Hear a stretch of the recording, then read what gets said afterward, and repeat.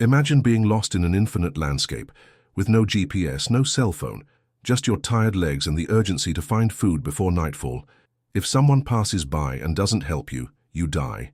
If they help you, you both survive. That was the rule. That was prehistory. The sun rises slowly over the endless savanna. A small group of Homo sapiens walks in a single file, carrying spears, baskets, and children in their arms. Their bare feet know every type of terrain: sand, rock, dry mud. They don't know that tens of thousands of years later, their descendants will create an app capable of connecting strangers through algorithms, turning travel into a business. But they were already living the essence of Uber. Because Uber, at its core, isn't about cars or technology. It's about trust among strangers, route optimization, and a collaborative economy. It's about someone who needs to get from point A to point B, finding someone who can take them.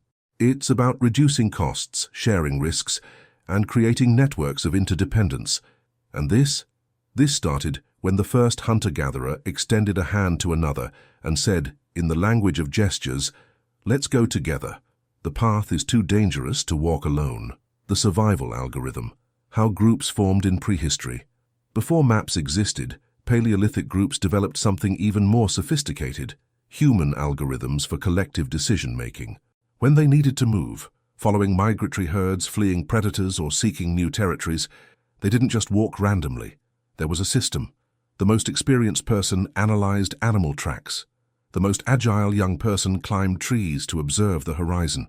The older women, guardians of oral memory, remembered which paths had worked before.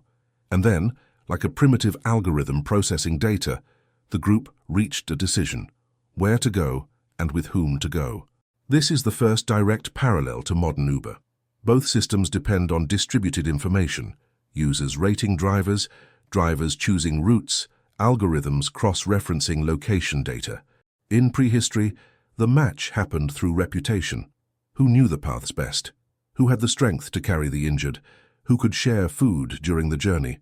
Studies by anthropologists like Richard Lee and Marshall Salins show that Kung groups of the Kalahari, one of the last hunter-gatherer peoples, still make relocation decisions through consensus based on individual specialization, exactly like a modern recommendation algorithm.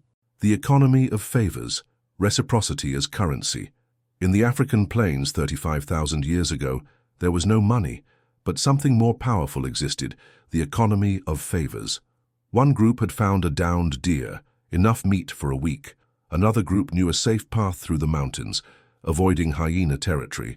The payment for the ride wasn't financial. It was future reciprocity. Today I give you a ride, tomorrow you feed me. This system of non-monetary exchanges is exactly what Uber has digitized through ratings and reputation. In prehistory, the rating you received was your ability to survive in a group. Those who didn't keep agreements, who didn't return favors, who didn't share resources simply didn't get more rides. They were excluded. And exclusion, in that world, meant death. Imagine the tension. You're injured, needing to move urgently, but your reputation in the group is low because last time you didn't share the hunt. Who will help you? How will you rebuild your trustworthiness? This social pressure created humanity's first codes of collaborative ethics. Archaeologists have found evidence of this system at sites like Dolní Věstonice in the Czech Republic. Objects from different regions, seashells, volcanic rocks from distant mountains, prove that Paleolithic groups maintained long-distance exchange networks. They weren't just merchants. They were the first super users of a collaborative mobility system that crossed continents. Route optimization, the collective intelligence of ancestral paths. While you use your Uber's GPS to avoid traffic, your ancestors created something even more impressive: collective mental maps passed down through generations. Each Paleolithic group carried a veritable ancestral Google Maps in their memory. They knew where to find water in each season, which hills offered the best view for hunting, which valleys had fewer predators. This information didn't belong to one person. It was the collective property of the group, constantly shared and updated. Even more fascinating, they optimized routes collaboratively between tribes. When two groups met, they exchanged information about paths, dangers, and opportunities. It was a kind of prehistoric Waze, where each person functioned as a real-time sensor, collecting and distributing data about the conditions of the ancestral traffic. The famous Aboriginal songlines in Australia, trails that cross the entire continent, were mapped through collaborative knowledge accumulated over more than 40,000 years. Groups separated by thousands of miles shared information about safe routes, creating the first collaborative transportation network in human history.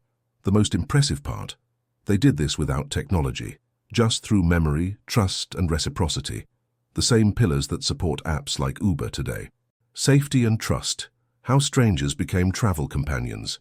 The most delicate issue of modern Uber is the same one our ancestors faced: how to trust a stranger. When a solitary individual approached a Paleolithic group, a complex ritual of mutual evaluation began. Body language, peace signals, empty hands, open palms, demonstrations of skill, and the offering of gifts. It was a much more sophisticated verification process than a star rating system. Where did this stranger come from? Did they bring useful news? Did they have skills complementary to the group? Knowledge of medicinal plants, hunting techniques, information about distant territories? And most importantly, were they trustworthy for a shared journey? Robin Dunbar, famous for calculating the Dunbar's number, the limit on the number of social relationships we can maintain, discovered that Paleolithic groups developed specific strategies for incorporating strangers.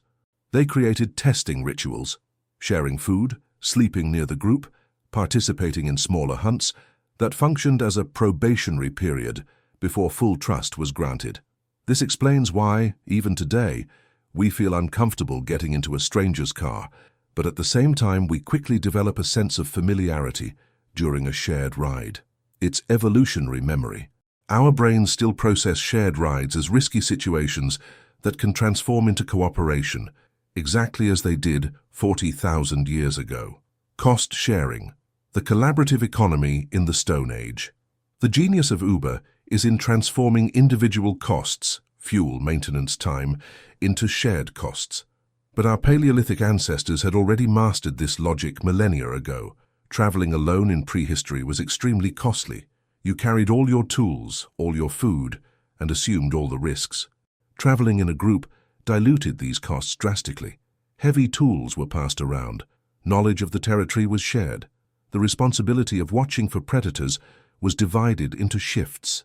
Even more surprising, they developed long-distance hitchhiking systems between tribes. An individual could travel hundreds of miles by hopping from group to group, offering temporary services in exchange for protection and guidance. It was like a Paleolithic BlaBlaCar, where the payment was specialized labor. The famous Ötzi, a 5,300-year-old mummy found in the Alps, carried tools made with materials from at least 4 different regions, proof that he used collaborative networks for travel to obtain specialized resources. His axes, knives, and even the leather of his clothes indicate that he did not travel alone, but was part of a complex system of exchanges and shared mobility. Hierarchy and leadership. Who decides the route in the tribe? One of the most fascinating aspects of Paleolithic Uber was collective decision-making. Unlike a modern driver who simply follows the GPS, ancestral groups had to constantly negotiate which path to take, when to stop to rest, how to react to unforeseen events. Situational leadership then emerged. The best tracker led during the hunt. The woman most experienced in medicinal plants took charge when someone fell ill. The young person with the best night vision guided the group on movements after sunset. This rotation of leadership created something revolutionary: adaptive collective intelligence. No single person needed to be an expert in everything, but the group as a whole accumulated expertise in all possible situations. It was like having multiple specialized algorithms working within a single system. This is exactly how Uber works today. Different algorithms for traffic, safety, dynamic pricing, user ratings, all integrated into a single experience. The difference is that in prehistory, these algorithms were specialized human brains working in synergy.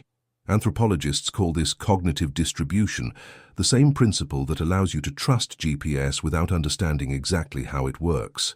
You delegate navigation to an external intelligence, just as the Paleolithic people delegated different aspects of the journey to the most qualified members of the group. From the savannah to the smartphone. 40,000 years ago, When our ancestors developed the first collaborative transportation systems, they had no idea they were creating the behavioral DNA of modern mobility apps.